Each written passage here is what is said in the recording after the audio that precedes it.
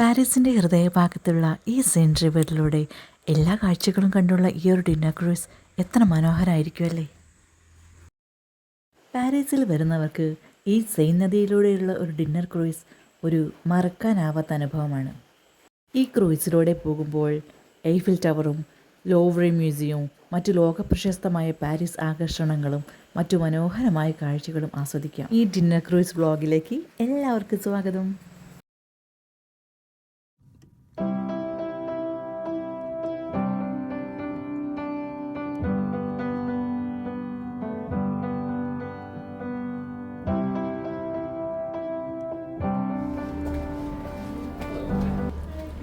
Good evening. Follow me, please. Thank you. Thank you. Thank you.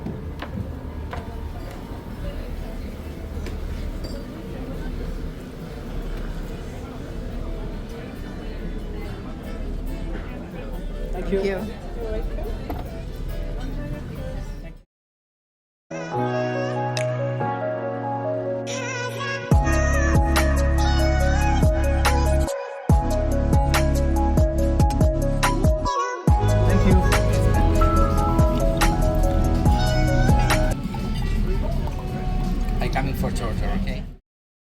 Cheers. സ്റ്റാർട്ടറായിട്ട് നമുക്ക് ഇതുപോലൊരു ബണ്ണും ഒരു ക്രിസ്പി സ്റ്റിക്കും ആട്ടോ കിട്ടിയത്. പിന്നെ അടുത്തതായിട്ട് ഈ ഒരു ഐറ്റം എന്താണാവോ ഇതിൻ്റെയൊക്കെ പേര്. ഞാനിത് കഴിച്ചുകൊണ്ടിരിക്കുമ്പോഴത്തേക്ക് അപ്പുറത്ത് എയ്ഫിൽ ടവർ വന്നു കേട്ടോ. നമ്മളിപ്പം സ്റ്റാർട്ട് ചെയ്തതും ടവറിൻ്റെ അടുത്തു നിന്നാണ്, നമ്മളിപ്പം പോകുന്നതും ടവറിൻ്റെ അടുത്തോട്ടാണ്. പോണ വഴിയുള്ള കാഴ്ചകളൊക്കെ കാണാം. ഞങ്ങൾ ചൂസ് ചെയ്തത് ബെറ്റിയക്സ് പാരീസിയൻസിൻ്റെ പ്രിവിലേജ് സർവീസാണ്. ക്രൂയിസ് 1 മണിക്കൂറും 15 മിനിറ്റുമാണ് കേട്ടോ യാത്ര ചെയ്യുന്നത്.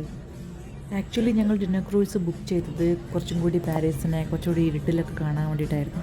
പക്ഷേ എന്തുകൊണ്ടോ അത് നടന്നില്ല. കാരണം അവിടെ ഇരുട്ടാവാൻ 9 മണിയാവും ഈ ടൈമിൽ, ഓഗസ്റ്റ് മാസങ്ങളിൽ. ഇത് വല്ലാതെ ഞങ്ങൾ മിസ് ചെയ്തു. നമ്മൾ കഴിച്ചുകൊണ്ടിരിക്കുമ്പോൾ തന്നെ പിറകിൽ ഒരു ഫോട്ടോഗ്രാഫർ വന്ന് ഫോട്ടോസൊക്കെ എടുത്ത് കൊടുക്കുന്നുണ്ടായിരുന്നു കേട്ടോ.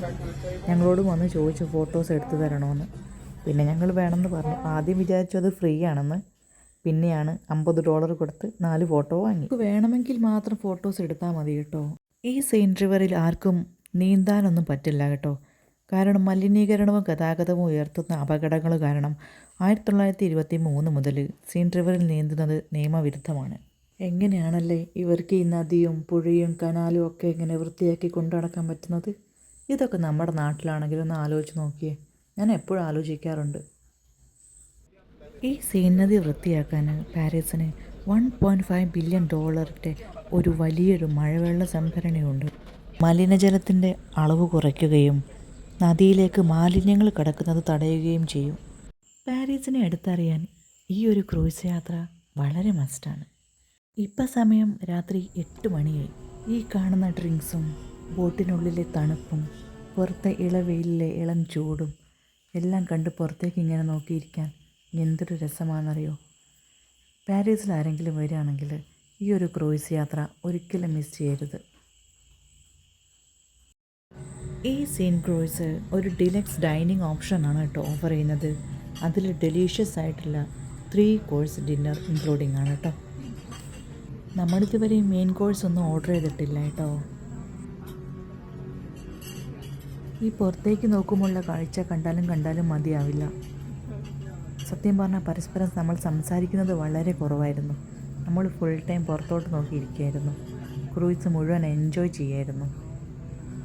ഇതിൽ സൈഡ് സീറ്റ് കിട്ടാനാണ് കേട്ടോ കൂടുതൽ ഡിമാൻഡ്. അതുകൊണ്ട് തന്നെ നടുക്കിലെ പോർഷനൊന്നും ആരുമില്ലായിരുന്നു. വിൻഡോ സീറ്റാണ് എല്ലാവർക്കും priority. Yeah, that's for both. For both of us. Yeah. Two. Yeah. And then one duck forget and one crab. One crab and one frog. Yeah. Main course. One the beach, one sea bass, and one field wrap. Okay. What would you suggest? Sea bass, one field wrap. Sea bass. Sea bass is the fish. And field wrap the meat. Ramodio. See, Vanda. No. I mean, we don't prefer the second one. Yeah. Okay.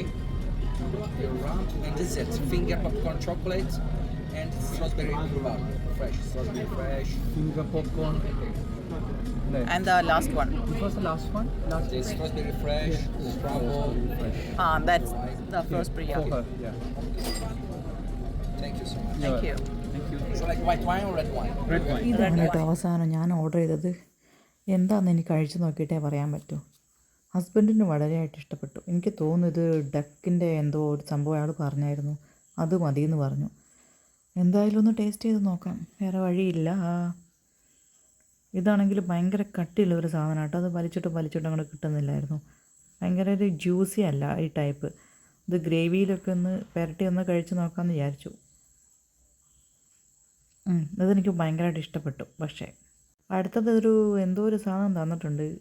എനിക്ക് തോന്നുന്നു ഉരുളക്കിഴങ്ങിൻ്റെ എന്തോ ഒരു സംഭവമാണ്. കണ്ടിട്ടൊരു അലമ്പ് ലുക്കുണ്ട്.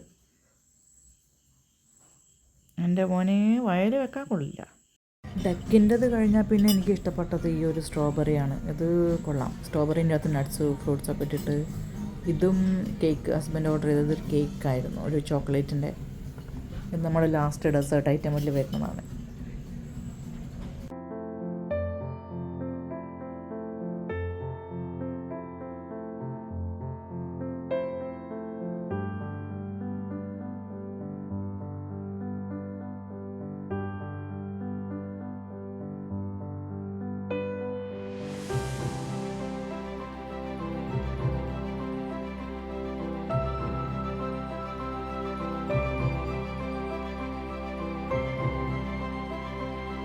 അങ്ങനെ ഇന്നത്തോടെ പാരീസിനോട് bye bye. ആംസ്റ്റർഡാമിലെ പുതിയ വിശേഷങ്ങളുമായി അടുത്ത വീഡിയോയിൽ കാണാം.